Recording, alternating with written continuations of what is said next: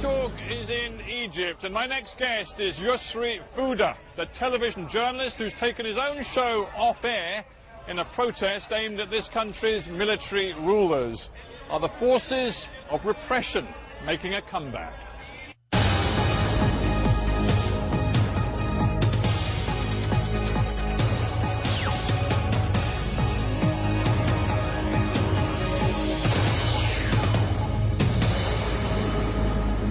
Yosri Fouda, welcome to HARDtalk. Thank you so much, Steve, for having me. I want to begin by taking you back to those extraordinary days of January and February this year, the revolution. Yeah. Did you feel liberated as a journalist as well as an Egyptian citizen? Yes, on both levels, yes. I mean, those days were full of tremendous hope. And you lived it minute by minute, and you see your people who, for such a long time, everybody believed that Egyptians are servile and they wouldn't revolt and they just having it lying down and so on. And to see it for yourself and actually be part of it was a moment of pride, great pride. And this idea that it was going to be a seminal sort of watershed moment for the media, I want to focus on what you decided to do after those days of revolution. You were very keen to establish, I think, a new form of journalism and base it on rigorous, challenging interviews, maybe not so dissimilar to what we do on HARDtalk. And you developed a program, The Final Word. Yes. Did you really believe that the Egypt that had come from this revolution was an Egypt that was ready for no holds barred, rigorous, challenging questioning of the people at the very top, those in power? I will give you one example. The first interview that I did with two generals from SCAF. SCAF is the military council, which is in charge of the country after the revolution. I had some preliminary sessions with them discussing what it was going to be all about, and they were very receptive. They were a little bit edgy when it came to certain points, because at the time there were some very negative stories as far as they are concerned, including virginity tests, claims of torture, and the rest of it. And these weren't just claims. I mean, we now know these were true. Yeah. Yes, unfortunately, yes. We have a lot of evidence now. I mean, as a journalist, yeah, I wasn't there to see it for myself, but it's just the evidence is compelling. But yes. in a way, that's the point. You know, you were having preliminary discussions with generals, with men in uniform. You were trying to persuade them to open up to challenging, rigorous questioning. But at the very same time, you were living in a country which is still under a state of emergency, yes, where people who say the wrong thing can end up before a military court and can end up in a military prison. Yes. There was no way, was there, that you could do the job you wanted to do? To a certain extent, that's true. But also, I believe that every single party in this country has been going through a learning process, including the army. And I realized this from the beginning. They are by nature very simple. The army by nature is very conservative. Now, they are in charge of a country which is exploding with hopes and wishes for the immediate future. What can they do? You try to understand their position. They try as much as they can to understand why is it that you are insistent to discuss this point or that during the interview. So I said to them, I'm going to ask about everything. And they said, what do you mean everything? I said, including virginity tests. And they looked at each other and said, I said, I know, either this is just one example, and you know, including other things as well, or I'm not. I don't think I can do the interview. Well, in the end, I'm going to ask the question, and you can say no comment. But in itself is an answer. That was then, and we're going back a few months now. But in the more immediate past, and indeed only just a few hundred meters from here, we've had a truly terrible event. I mean, many people call it the Maspero massacre. Yeah. We saw more than 24 Coptic Christians killed, it seems, by the security forces. All of the video evidence and other evidence suggests that is the case. Now, as a result of that, there has been, it seems, a new crackdown on freedom of expression. How did that manifest itself for you?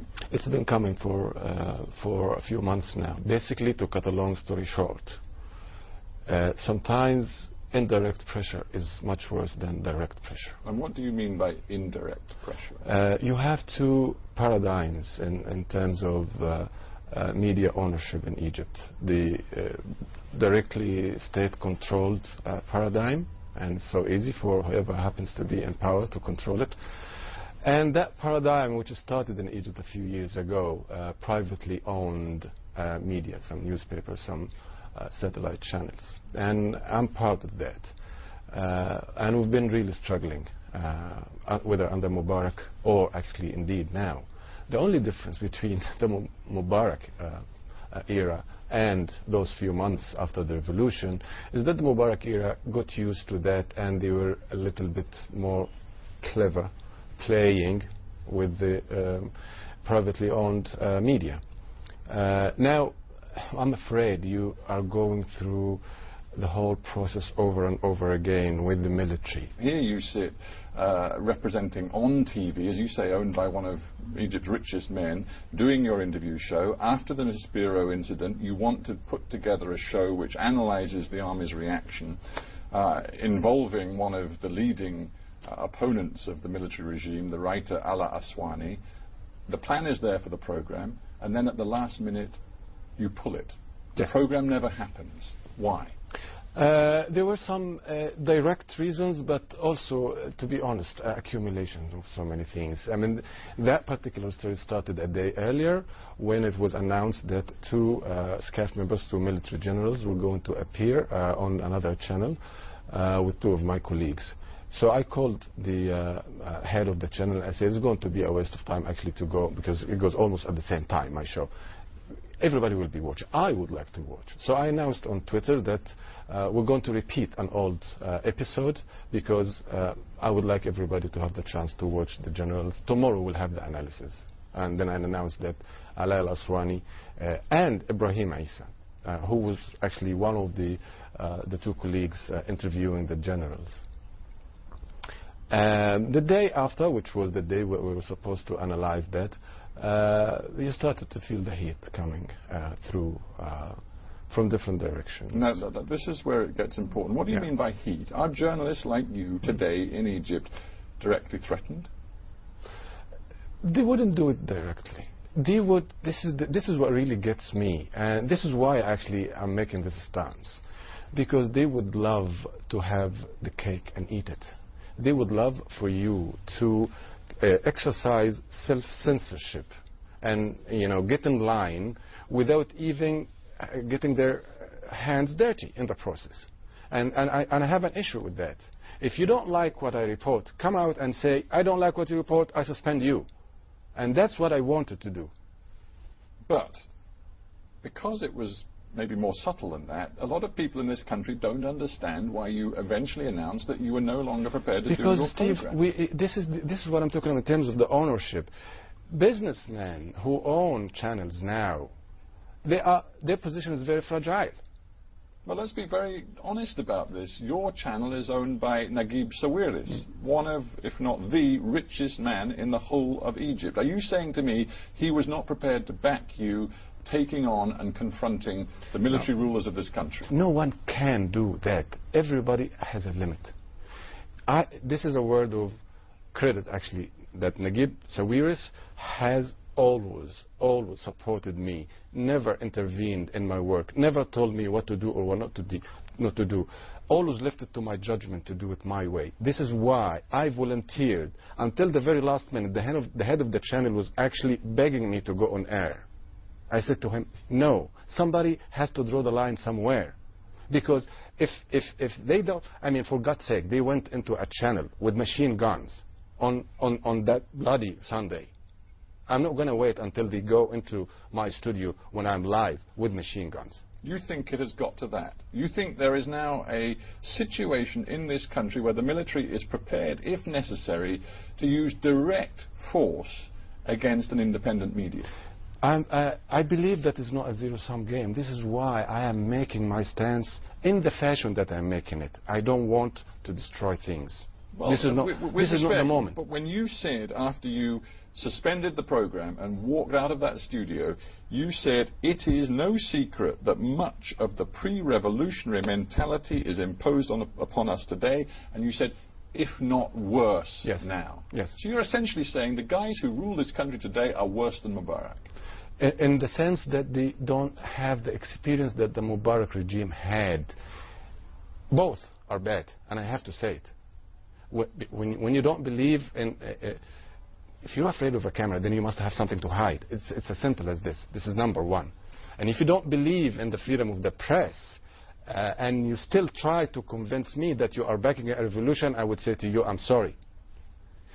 The only difference is that they are not experienced. They are army people. They've never dealt with the civil issues before. They needed some reminding, number one. They needed someone to explain to them what this was all about. You wanted to make a stand, and I dare say you didn't mind the fact that many of the revolutionary forces in this country saluted you for the stand you made. But what about your audience? There are people across this country who tuned into your show to see one journalist who was prepared to ask the tough questions, and you walked away and you betrayed your audience. I'm not walking out, and I declared this on Twitter immediately after the statement. I'm not walking away from the square, from the field. I'm making a stand, and I'm coming back. I'm giving SCAF, the military, a chance to come up with some sort of a statement or whatever they, can. But well, hang on. They already have. I mean, first of all, I spoke the other day to the